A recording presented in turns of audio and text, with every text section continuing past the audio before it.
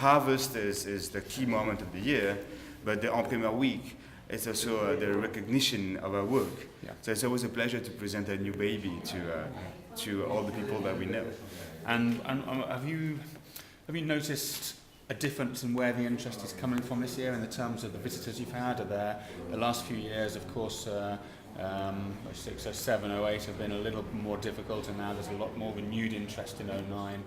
Are you seeing that particularly from, I don't know, America or from the Far East? Or? Oh, from the Far East, definitely. We know that there's a lot of interest, in particular in China.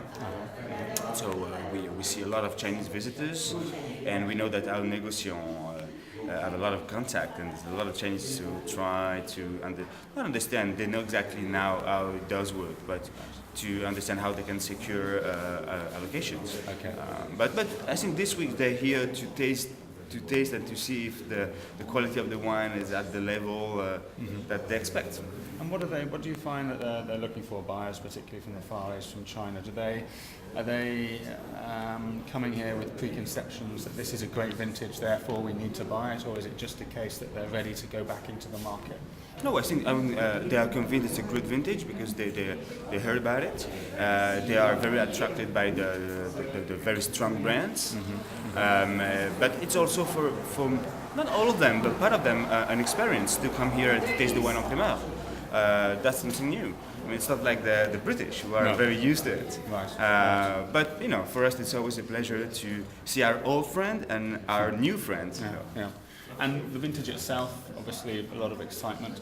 Looking back through the decade, perhaps since 2000, where would your early impressions be? In a very simple way, I think the three great vintage of the 2000 are 2000, 05, and 09.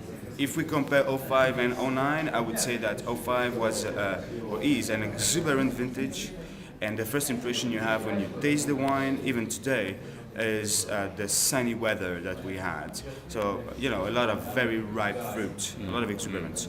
09, we had a wonderful climate, but the climate, I think, helped each single terroir to express itself. So there's much more minerality and maybe less exuberance in the 09, at least at Chateau Palmer. Okay? So maybe I find in 09 what I found in the 2000, but with more everything. More tannin, not more acidity, but more purity, a better definition. So, if I had to compare, I would say that 09 is maybe a super 2000, something like that. But it's always a difficult game, as you know.